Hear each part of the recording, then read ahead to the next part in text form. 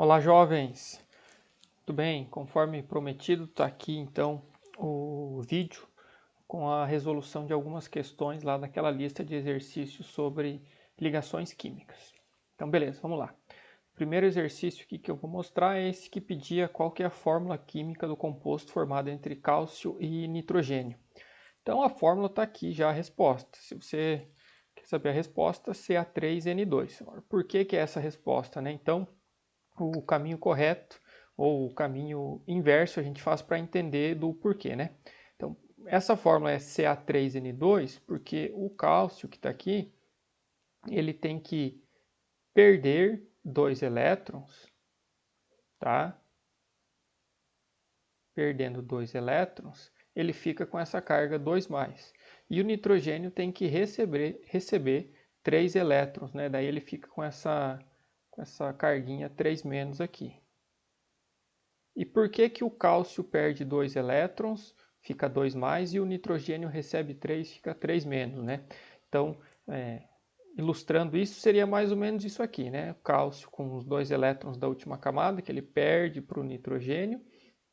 E aí, a explicação do porquê que é 3 cálcio, né? Então, cada cálcio perdendo 2, o nitrogênio precisa de 3 elétrons, né? Então, para equilibrar essas quantidades de cargas, precisa 3 cálcio e 2 átomos de nitrogênio, né? O porquê que é 2 e 3? A explicação está na distribuição eletrônica, né? Quando você faz a distribuição, você vê aqui na última camada do nitrogênio ele tem 5 elétrons. Então a tendência dele com 5 elétrons é justamente receber 3 para completar 8, né? A regra do octeto, fica estável com 8 elétrons. No caso do cálcio, a última camada dele está aqui, 4s2, então ele tem só 2 elétrons na última camada. Qual que é a tendência dele? Tendência para ele perder esses 2 elétrons, justamente porque na camada anterior, na camada 3, já está completa com 8, tá certo? Então, cálcio, metal, 2 elétrons na última camada, tendência de perder esses 2, ficar estável. O nitrogênio, última camada com 5 elétrons, a tendência então é receber 3 para completar essa camada número 2 do nitrogênio. Com isso, a fórmula fica Ca3N2, né? Depois que você sabe quantos elétrons o átomo vai ganhar ou receber, no caso aqui do cálcio, que forma Ca2+ e nitrogênio N3-, depois que você sabe isso, é só inverter aqui como se fosse um X, né? O 2 que está aqui em cima do cálcio, que é a carga positiva, vai ser o índice do nitrogênio aqui embaixo, N2, e a carga que está aqui em cima do nitrogênio 3 vai ser o índice do cálcio aqui embaixo, número 3. Beleza? Então, está aí a fórmula para o composto formado entre cálcio e nitrogênio, né? Assim todo mundo fica estável, certo? Os 2 átomos ficam estável, por isso que forma o composto. Outra pergunta que tinha lá, em relação ainda ao cálcio e nitrogênio, é o tipo de ligação que é formada quando esses 2 átomos se juntam, né? Muito bem. Você tinha que lembrar então ligação entre metal e não metal com transferência de elétrons, né? O cálcio perdeu elétrons para o nitrogênio, cedeu, transferiu. Então, nesse caso aí, o cálcio é o metal que vai perder elétrons, né? É bom você lembrar que os metais sempre têm uma tendência maior para perder elétron, né?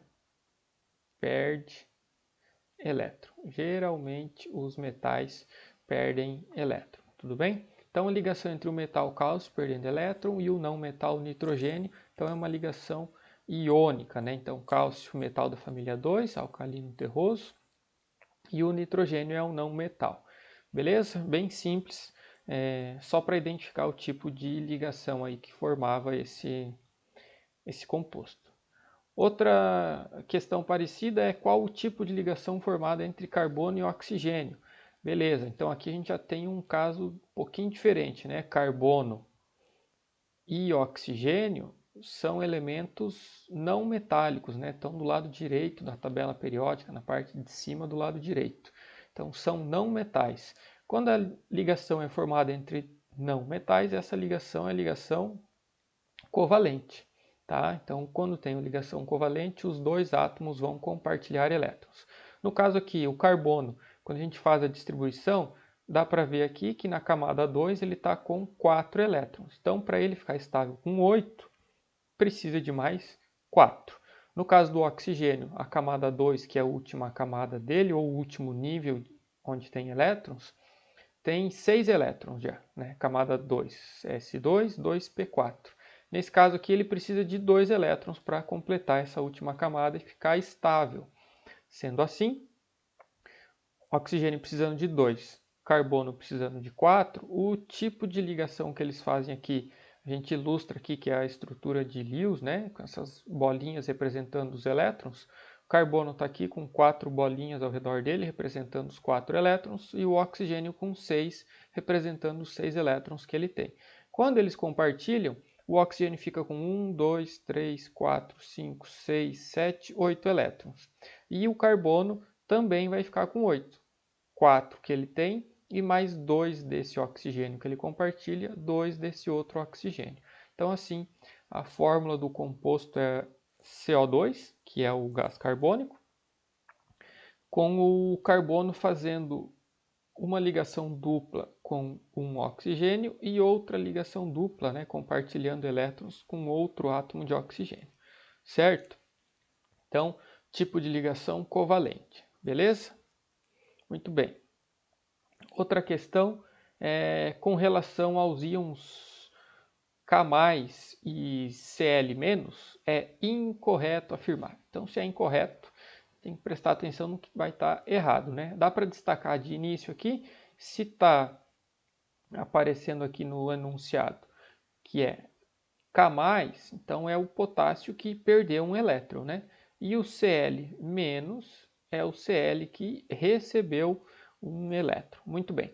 E aí a primeira afirmação aqui é que um elétron é transferido do cloro para o potássio quando esses íons se ligam. Isso está errado, né? Por quê? Acabei de falar, né? Quem tem tendência de perder elétron são os metais. Então, nesse caso, o metal é o potássio. É ele que perde elétron. Ele que transfere elétron para o cloro. Não o cloro transferir elétron para ele. Então, isso aqui está errado. O elétron é transferido do cloro para o potássio quando esses íons se ligam? Não. O elétron é transferido do potássio para o cloro. Tá? Então, está errado porque é ao contrário. Quem perde elétron geralmente é o metal. Então, com isso você já marcava aqui, era essa a opção correta. Mas a gente pode ver rapidinho aqui as outras afirmativas, né? Ambos apresentam o mesmo número de elétrons que o átomo de argônio. Está certo, por quê?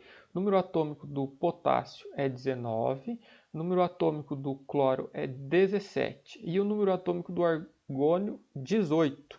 Então, se o cloro ganhar um elétron, ele vai ter o mesmo tanto de elétrons que o argônio, que é 18. O potássio, por sua vez, como ele tem número atômico 19, quer dizer que tem 19 prótons e 19 elétrons, né? 19 cargas positivas, 19 cargas negativas. Se ele perder uma carga negativa, que é um elétron, ele também vai ficar com 18, que é igual ao argônio. Então, isso aqui está certo. O ânion, próximo aqui, o ânion Cl- é maior que o átomo neutro do cloro? Sim. E aí você precisa lembrar aqui dessas propriedades periódicas, que é o raio atômico e raio iônico. Por que, que o ânion Cl- é maior que o átomo neutro de cloro? Porque quando ele recebe um elétron, na última camada lá, ele vai ter então mais cargas negativas do que cargas positivas. Se a gente fosse tentar fazer um desenho rápido aqui, pensando que no núcleo do átomo eu tenho cargas positivas e ao redor desse núcleo eu tenho camadas, onde tem os elétrons. Então, quando você adiciona um elétron a mais na última camada do cloro aqui, esse elétron vai ser atraído pelo núcleo com menos força, ou a gente pode pensar assim, que o núcleo vai ter menos força, né? As cargas positivas vão ter menos força para atrair esses elétrons dessas camadas aqui. Se vai ter menos força para atrair esses elétrons que estão na última camada aqui, tendência é que o tamanho disso fique um pouquinho maior, né? Então, por isso que o raio iônico dos ânions é sempre maior que o raio atômico, tá certo?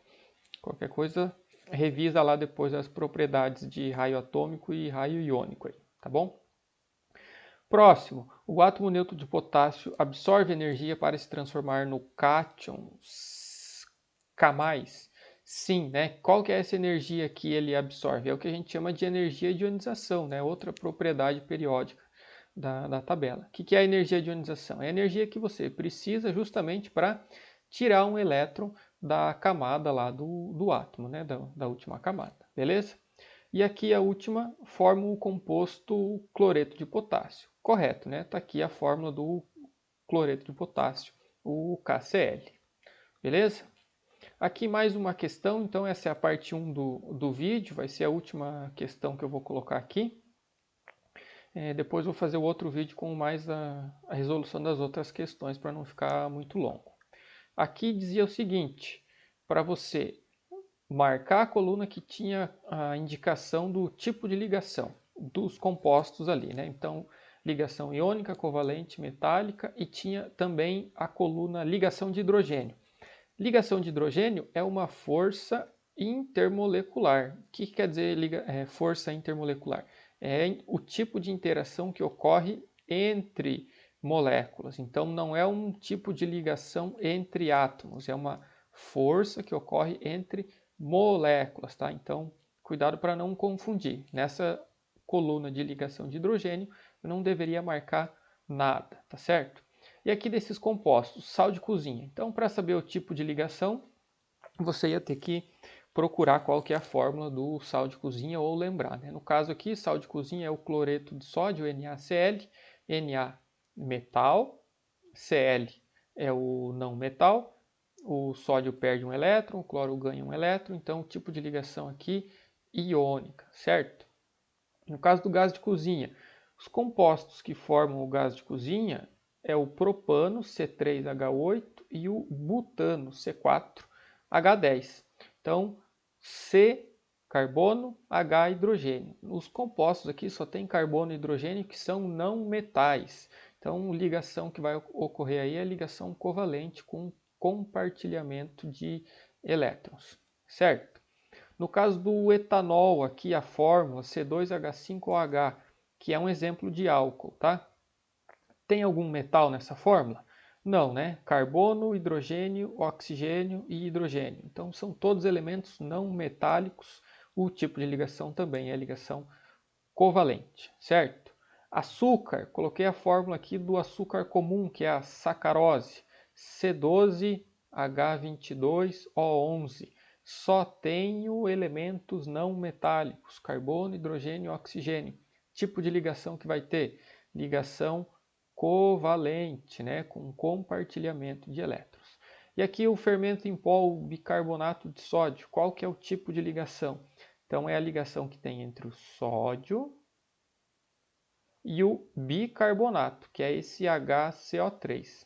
Tipo de ligação que eu tenho aqui, metal com não metais. Então isso aqui é um composto formado por uma ligação iônica, tá? Ainda que o HCO3 aqui tenha ligações covalentes, né, para formar esse HCO3, a ligação do composto é formada por transferência de elétrons, né, do sódio para esse ânion aqui. Então é uma ligação iônica, certo? E aqui o último item, garfo de prata, prata Hg, né, metal, então é um tipo de ligação metálica. Tá legal? Certo, pessoal? Então tá aí a resolução das primeiras questões. Quem tiver dúvida, manda lá no mural. Tá legal? Um abraço para todos.